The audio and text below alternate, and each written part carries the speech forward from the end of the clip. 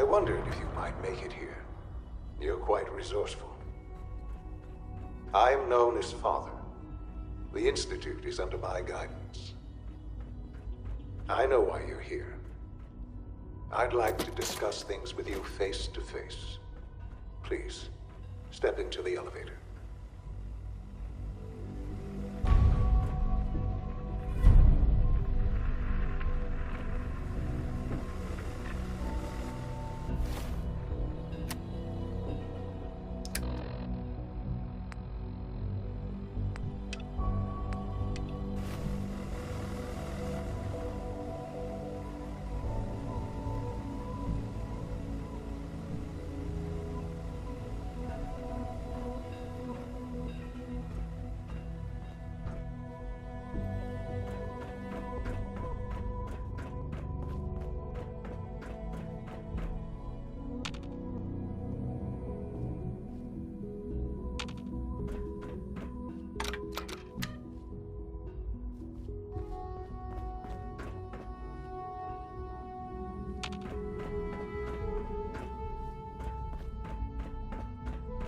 Broken.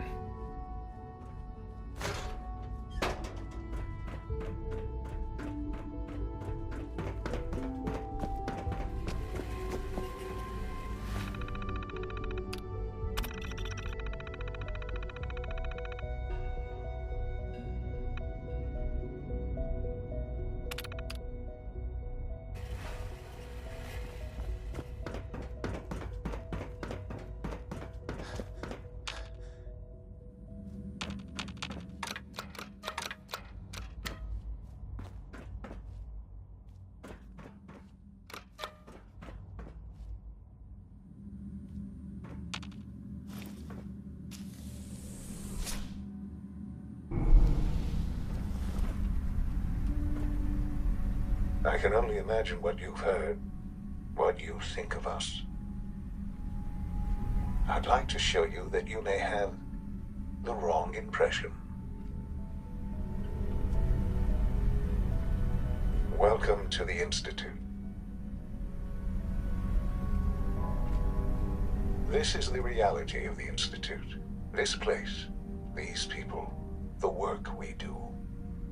For over 100 years, we've dedicated ourselves to humanity's survival. Decades of research, countless experiments and trials, a shared vision of how science can help shape the future. It has never been easy, and our actions are often misinterpreted by those above ground. Someday, perhaps, we can show them what we've accomplished. But for now, we must remain underground. There's too much at stake here to risk it all. As you've seen, things above are unstable. I'd like to talk to you about what we can do for everyone. But that can wait. You are here for a specific, very personal reason. You are here for your son.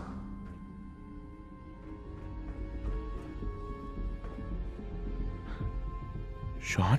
Huh? Yes, I'm Sean. Sean? Oh my god. It's really you. Who are you? Sean. Father, what's It's going me. on? What's happening? I'm your dad. Yes, it's me, your dad. I'm here, Sean. What's going on? Father? Father! I don't know you. It'll be okay, Go Sean. away. I'm Father. here now. Father, help me! There's someone here, help me!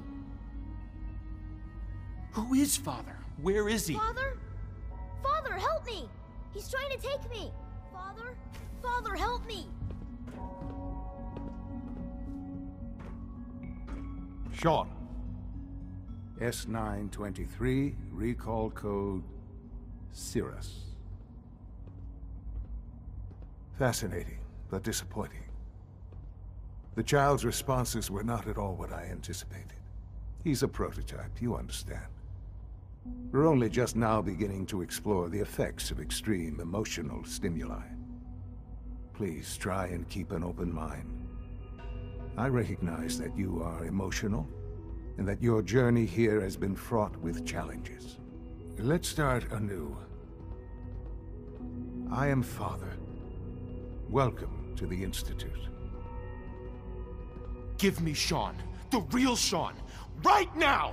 I know. I know. You've gone to such lengths to find him. I'll make this very simple.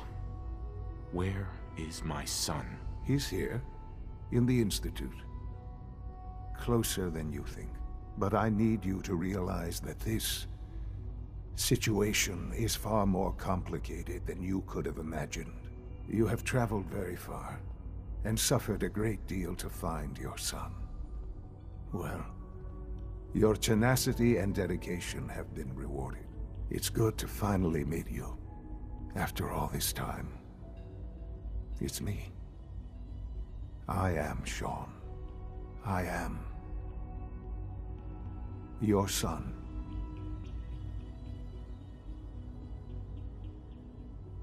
Bullshit. Is it? After all the things you've seen and experienced in the Commonwealth?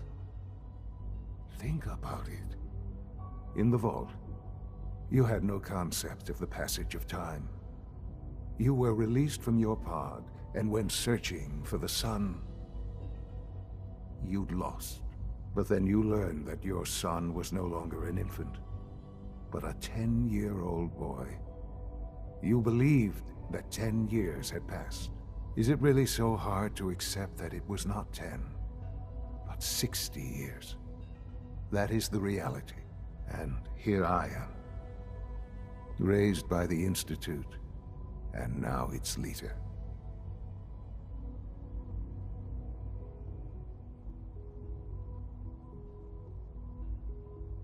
They stole you.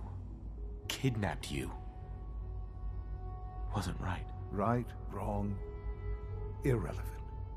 It was necessary. The Institute believed humanity's future depended on it. At that time, the year 2227, the Institute had made great strides in synth production. But it was never enough. Scientific curiosity and the goal of perfection drove them ever onward. What they wanted was the perfect machine. So they followed the best example thus far. The human being. Walking, talking, fully articulate, capable of anything. Human synths? Really? Human-like synths. A great distinction. The Institute endeavored to create synthetic organics. The most logical starting point, of course, was human DNA. Plenty of that was available, of course. But it had all become corrupted.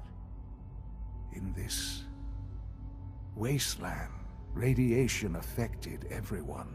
Even in their attempts to shield themselves from the world above, members of the Institute had been exposed. Another source was necessary. But then the Institute found me, after discovering records from Vault 111. An infant, frozen in time, protected from the radiation-induced mutations that had crept into every other human cell in the Commonwealth. I was exactly what they needed. And so it was my DNA that became the basis of the synthetic organics used to create every human-like synth you see today. I am their father. Through science, we are family. The synths, me, and you. And you've been down here the whole time? I have. Yes. I know you must have questions. Please. Anything I can do to help you understand. Your mother. She never got to see you grow up? Yes. What happened to her was... I've gone over the records of the incident, of course. It seems her death was an unfortunate bit of collateral damage. Collateral damage? Is that all she was to you? What would you have me say? The world is a dangerous place? Although I think maybe it always was. It's just a bit more honest about it now. For many years, I never questioned who my parents were. I accepted my situation, and that was that. With old age comes regret. And asking what if more often. But what matters now is that you and I have a chance to begin again. What else can I say to ease your mind? Kellogg. He worked for you? Kellogg. He was an Institute asset long before I arrived here. It wasn't until I became director that I learned of all the things he'd done. What kind of man he was. You knew the man was a psychopath, but you used him anyway? I don't expect you to understand or agree with the decision. The Institute took advantage of Kellogg's vicious nature. I will freely admit that. Institute technology prolonged his life, and his usefulness far beyond any normal human lifespan. He never failed the Institute, but his cruelty became more apparent with every completed objective. I won't lie. It's no coincidence your path crossed his. It seemed a fitting way to allow you, us, to have some amount of revenge. What else can I say to ease your mind? So you're in charge of the Institute? I am the acting director, yes. I spent decades working to reach this point. It's a responsibility I take very seriously. The Institute. It's important. It really is humanity's best hope for the future, no matter what those above ground might think of us. They're scared of you, Sean. Scared of the Institute. People are always frightened by what they don't understand. Ultimately, the Commonwealth has nothing to fear from us. Whatever you've seen or heard, I know I can convince you of that. Just give me time. I know there's more for us to discuss. But the Institute is on the verge of some important breakthroughs. Your presence would be appreciated as we approach them. I've been a part of something amazing here. I've helped to build a life for myself and the people of the Institute. And now, after all these years, you have an opportunity to help with that. Doesn't that intrigue you? Isn't that what you want?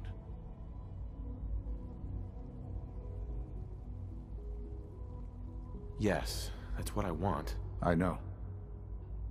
I know you've been through so much. I'm pleased to see it has not impaired your judgment. Forgive me. I'd assumed that after everything I'm sure you've seen above ground, you would be more than a bit biased against us. There is much to be done. You'll need time to acclimate yourself, a chance to become acquainted with our procedures.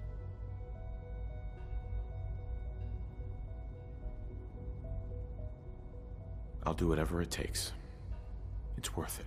I am glad to hear that. The Institute is now your home, as much as it is mine. Please take some time. Get Dr. Fillmore in facilities, Dr. Ayo in SRB, Dr. Holdren in bioscience, and finally Dr. Lee in advanced systems. They've all been notified of your arrival, of course. Meet them, and then we'll discuss what comes next.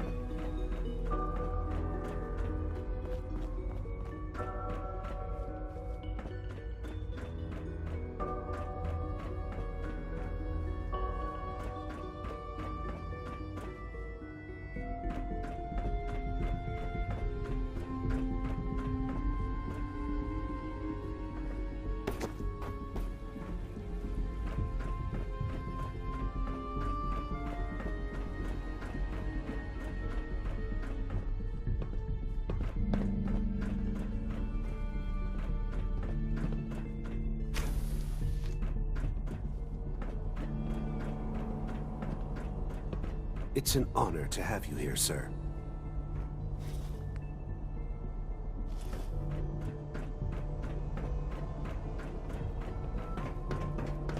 You call this a clean floor?